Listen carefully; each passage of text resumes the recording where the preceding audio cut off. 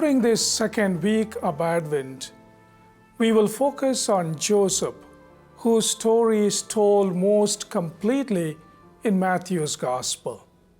Matthew begins his telling of the good news of Jesus by tracing his genealogy in chapter 1, which begins with Abraham, who was the father of Isaac, and ends with Jacob, the father of Joseph, the husband of Mary, who bore Jesus, who is called the Messiah. In chapter 2, we learn that the birth of Jesus the Messiah took place in this way. When his mother Mary had been engaged to Joseph. Family arranged marriages were common in Palestine around the time of Jesus' birth, as they were and still are in many parts of the world. I can think of my own sisters. Both had arranged marriages. At the time of Jesus, there were two steps to marriage. The first being the betrothal or engagement, wherein the couple formally committed to marriage. At this time, they were legally considered married, but they continued to live with their respective parents. A formal divorce was required to terminate a betrothal. So, engagements at that time were far more serious and binding than the modern concept of engagement. The bridegroom then began to build a house for himself and his bride.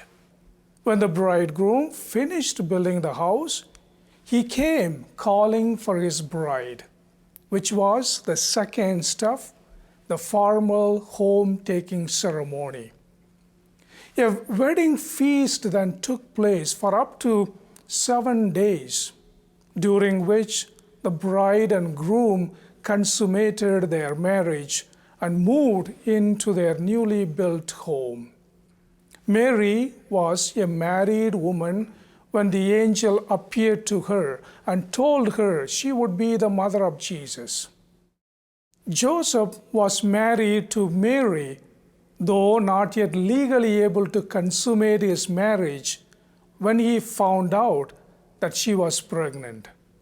So, for a righteous man like Joseph, who was fully committed to his marriage, we can understand the agony he felt when he found out his wife was pregnant. Sisters and brothers, engagements and marriages are important building blocks of any healthy society. From healthy marriages, we have healthy families.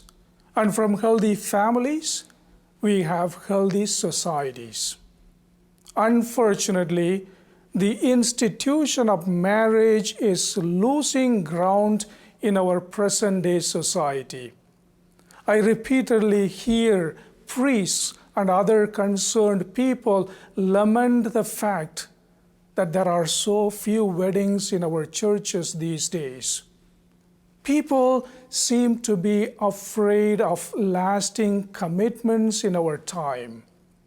Through the example of Mary and Joseph, we are invited to reflect on the importance of marriages and on the importance of lasting commitments for the good of the church and for the good of the society. Let us reflect today on what we can do as individuals and as faith communities to promote and protect the institution of marriage in our society.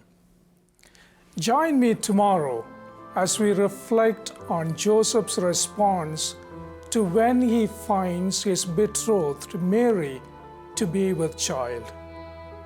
May God bless you and your families.